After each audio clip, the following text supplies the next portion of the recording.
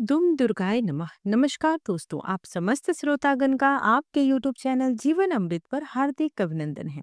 आज नवरात्रि का 5वां दिन है और आज के दिन आप रसपान करेंगे श्री दुर्गा सप्तशती पाठ का 9वां और 10वां अध्याय।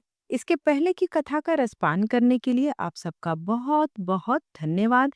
आप यदि पहली बार ये कथा सुन रहे हैं तो आज की कथा का रसपान करने के पश्चात पीछे का पाठ अवश्य सुने।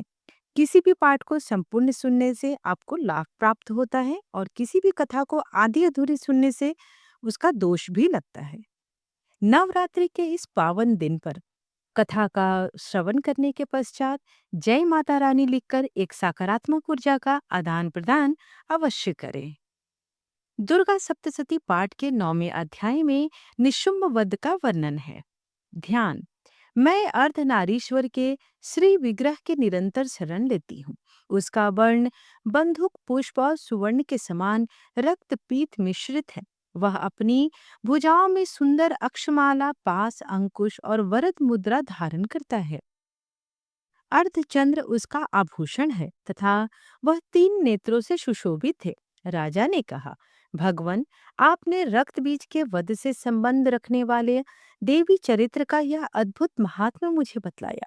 अब रक्त बीज के मारे जाने पर अत्यंत क्रोध में भरे हुए शुंभ और निशुंभ ने जो कर्म किया उसे मैं सुनना चाहता हूँ।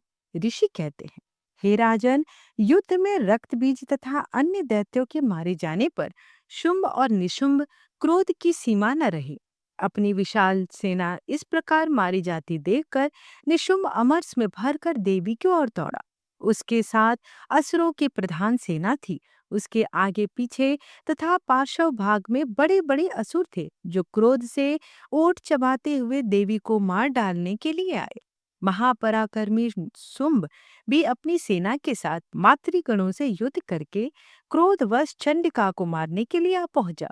तब देवी के साथ शुंभ और निशुंभ घोर संग्राम छिड़ गया। वे दोनों दैत्य मेघों की भांति बाणों की भयंकर वृष्टि कर रहे थे। उन दोनों के चलाए हुए बाणों को चंडिका ने अपने बाणों के समूह से तुरंत ही काट डाला और शस्त्र समूहों की वर्षा करके उन दोनों दैत्यपतियों के अंगों में भी चोट पहुंचाई। निशुंभ ने तीखी तलवार और चमकती हुई ढाल लेकर देवी के श्रेष्ठ वाहन सिंह के मस्तक पर प्रहार किया। अपने वाहन को चोट पहुंचने पर देवी ने क्षुरप्र नामक बाण से निशुंभ की श्रेष्ठ तलवार तुरंत ही काट डाली और उसकी ढाल भी, जिसमें 8 चांद जड़े थे, खंड खंड कर दिया। ढाल और तलवार के कट जाने पर उस असुर ने शक्ति चलाई, किंतु सामने आने पर देवी ने चक्र से उसके भी 2 टुकड़े कर दिए।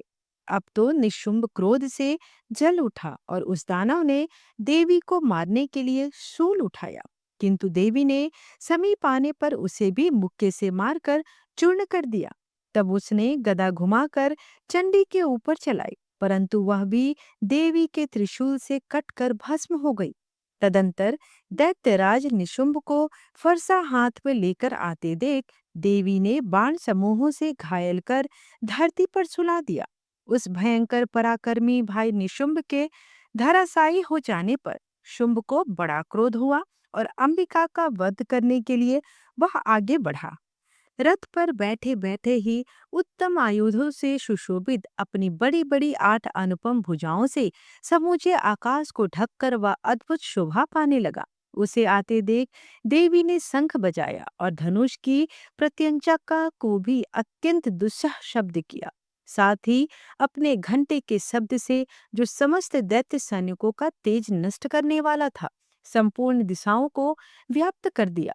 तदंतर सिंह ने भी अपनी दहाड़ से, जिसे सुनकर बड़े बड़े गजराजों का महान मद दूर हो जाता था, आकाश, पृथ्वी और 10 दिशाओं को गुंजा दिया। फिर काली ने आकाश में उछलकर अपने दोनों हाथों से पृथ्वी पर आघात किया। उससे ऐसा भयंकर शब्द हुआ जिससे पहले के सभी शब्द शांत हो गए। तत्पश्चात शिवदूती ने दैत्यों के लिए अमंगलजनक अट्टहास किया।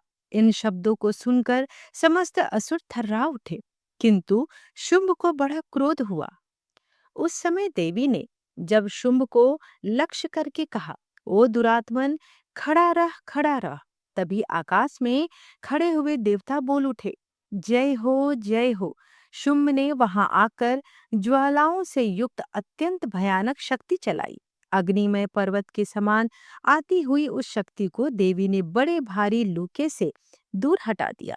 उस समय शुंभ के सिंहनाद से तीनों लोग गूंज उठे। राजन, उसकी प्रतिध्वनि से वज्रपात के समान भयानक शब्द हुआ, जिसने अन्य सब शब्दों को जीत लिया। शुंभ के चलाए हुए बाणों के से देवी ने और देवी के चलाए हुए बाणों के शुंभ ने अपने भयंकर बाणों द्वारा सैकड़ों और हजारों टुकड़े कर दिए। तब क्रोध में भरी हुई चंडिका ने शुंभ को सूल से मारा। उसने आघात से मूर्छित हो वह पृथ्वी पर गिर पड़ा।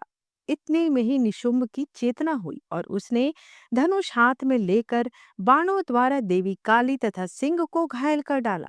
फिर उस दैत्यराज ने 10,000 बाहें बनाकर चक्रों के प्रहार से चंडिका को आच्छादित कर दिया। तब दुर्गम पीड़ा का नाश करने वाली भगवती दुर्गा ने कुपित होकर अपने बाणों से उन चक्रों तथा बाणों को काट गिराया। यह देख निशुंभ दैत्य सेना के साथ चंडिका का वध करने के लिए हाथ में गदा लिए बड़े वेग से दौड़ा। उसको आते ही चंडी ने तीखी धार वाली तलवार से उसकी गदा को शीघ्र ही काट डाला। तब उसने शूल हाथ में ले लिया। देवताओं को पीड़ा देने वाली निशुंभ को शूल हाथ में लिए आते देख चंडिका ने वेग से चलाए हुए अपने शूल से उसकी छाती छेद डाली। शूल से विदीर्ण हो जाने पर उसकी छाती से एक दूसरा महाबली एवं महापराक्रमी पुरुष खड़ी रह कहता हुआ निकला। उस निकलते हुए पुरुष की बात सुनकर देवी ठठाकर हंस पड़ी और खड्ग से उन्होंने उसका मस्तक काट डाला। फिर तो वह पृथ्वी पर गिर पड़ा। तदंतर सिंह अपनी दाढ़ों से असुरों की गर्दन कुचलकर खाने लगा। यह बड़ा भयंकर दृश्य था। उधर काली तथा शिवदूती ने भी अन्य अन्य दैत्यों का भक्षण आरंभ किया। कौमारी की शक्ति से विदीर्ण होकर कितने ही महादैत्य नष्ट हो गए। ब्रह्माणी के मंत्रपुत जल से निस्तेज होकर कितने ही भाग खड़े हुए। कितने ही दैत्य माहेश्वरी के त्रिशूल से छिन्न भिन्न हो धराशायी हो गए। वाराही के थुतुन के आघात से कित्तों का पृथ्वी पर कचुम्बन निकल गया। वैष्णवी ने भी अपने चक्र से दानवों के टुकड़े टुकड़े कर डाले। ऐन्द्रिय के हाथ से छूटे हुए वज्र से भी कितने ही प्राणों से हाथ धो बैठे।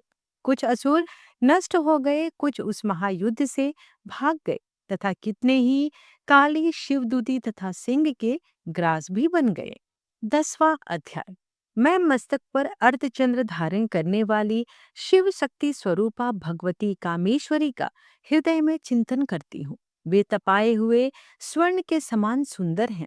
सूर्य, चंद्रमा और अग्नि, ये ही तीन उनके नेत्र हैं तथा वे अपने मनोहर हाथों में धनुष, बाण, अंकुश, पाश और शूल धारण किए हैं। ऋषि कहते हैं, हे राजन, अपने प्राणों के समान प्यारे भाई निशुंभ को मारा गया देख तथा सारी सेना का संहार होता जान शुंभ ने कुपित होकर कहा, दुष्ट दुर्गे, तू बल के अभिमान में आकर झूठ मूठ का घमंड न दिखा। तू बड़ी मनमानी बनी हुई है, किंतु दूसरी स्त्रियों के बल का सहारा लेकर लड़ती है। देवी बोली, ओ दुष्ट, मैं अकेली ही हूँ। इस संसार में मेरे सिवा दूसरी कौन है? देख, ये मेरी ही विभूतियां हैं, अतः मुझ में ही प्रवेश कर रही हैं। तदंतर ब्रह्माणी आदि समस्त देविका अंबिका देवी के शरीर में ही लीन हो गई। उस समय केवल अंबिका देवी ही रह गईं। देवी बोली, मैं अपनी ऐश्वर्य शक्ति से अनेक रूपों में यहाँ उपस्थित हुई थी। उन सब रूपों को मैंने समेट लिया। अब अकेली ही युद्ध में खड़ी हूँ। तुम भी स्थिर हो जाओ। ऋषि कहते हैं, तदंतर देवी और शुंभ दोनों में सब देवताओं तथा दानवों के देखते देखते भयंकर युद्ध छिड़ गया। बाणों की वर्षा तथा तीखे शस्त्रों एवं दारुण अस्त्रों के प्रहार से उस समय अंबिका देवी ने जो सैकड़ों दिव्य अस्त्र छोड़े, उन्हें दैत्यराज शुंभ ने जो दिव्य अस्त्र चलाए, उन्हें परमेश्वरी ने भयंकर हुंकार शब्द के उच्चारण आदि द्वारा खिलवाड़ में ही नष्ट कर डाला। तब उस समय असुर ने सैकड़ों बाणों से देवी को आच्छादित कर दिया।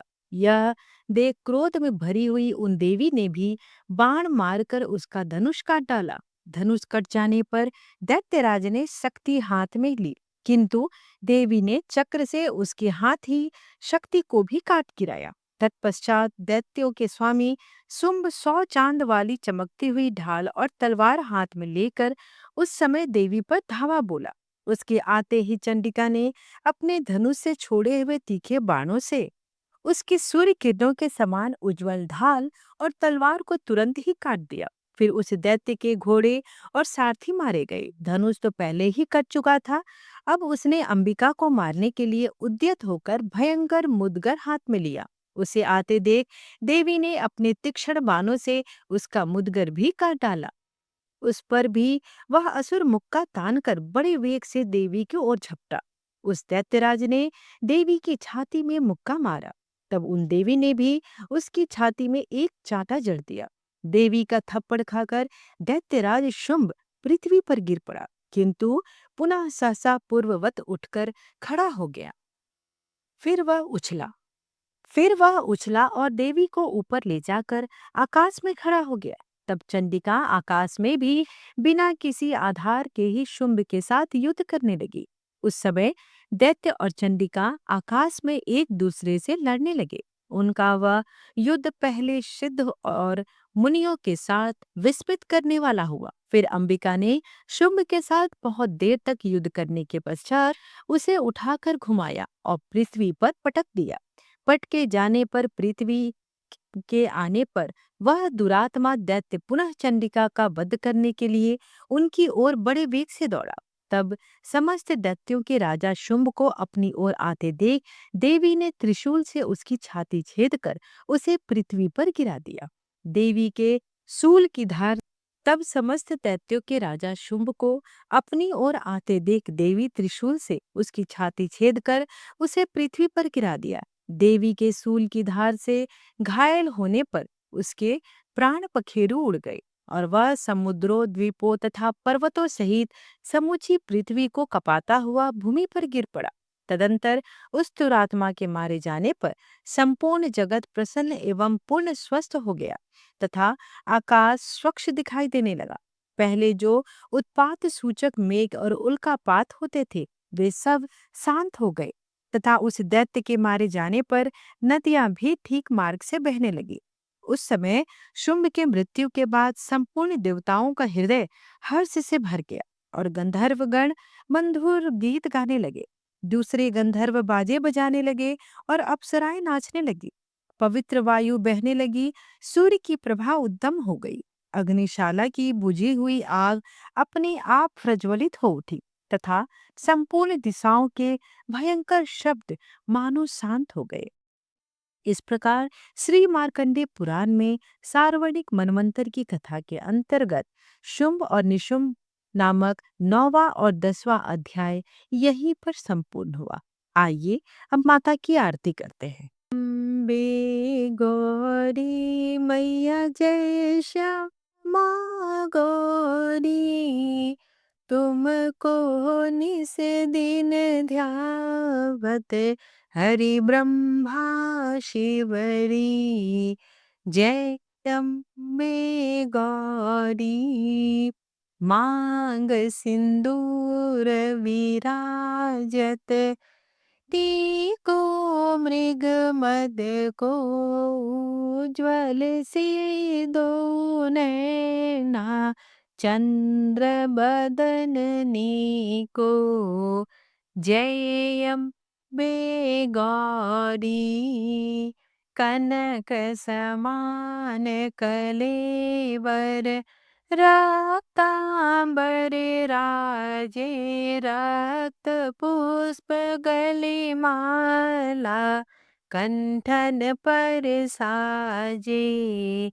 जय अम्बे गौरी, के हरिवाहन राजत, खड्ग खपर धारी, सुर नर मुनि जन सेवत, तिनके दुख हारी। जय अम्बे गौरी, कानन कुंडल शोभित, नासाग्रे मोती कोटिक चंद्र दिवाकर राजत सम ज्योति। जय अम्बे गौरी शुंभ निशुंभ विदारे महिषासुर घाती। धूम्र विलोचन नैना निस दिन मदमाती। जय अम्बे गौरी चंड मुंड संहारे शोणित बीज हरे मधुकैटभ दो मारे सुर भयहीन करे। ओम जय अम्बे गौरी ब्रह्मानी रुद्रानी तुम कमला रानी आगम निगम बखानी तुम शिव पट रानी। 64 योगिनी गावत नृत्य करत भैरव बाजत ताल मृदंगा अरु बाजत डमरू। जय अम्बे गौरी तुम ही जग की माता तुम ही हो भरता भक्तन की दुख हरता सुख संपत्ति करता। जय अम्बे गौरी भुजाचार अति शोभित वर मुद्राधारी मनवांछित फल पावत सेवत नर नारी। जय अम्बे गौरी कंचन थाल विराजत अगर कपूर बाती श्रीमाल के तुम्हें राजत कोटि रतन ज्योति। जय अम्बे गौरी मैया जय श्यामा गौरी श्री अम्बे जी की आरती जो कोई नर गावे कहत शिवानंद स्वामी सुख संपत्ति पावे। जय अम्बे गौरी मैया जय श्यामा गौरी त्वमेव माता च पिता त्वमेव त्वमेव बन्धु च सखा त्वमेव त्वमेव विद्या द्रविडं त्वमेव त्वमेव सर्वं मम देव देव। आरतीम समर्पयामि दुर्गा दिव्यै नमो नमः। आशा करती हूँ कि आज की कथा आपको अच्छी लगी हो। वीडियो पसंद आए तो चैनल को लाइक शेयर एंड सब्सक्राइब करना बिल्कुल ना भूलें। धन्यवाद।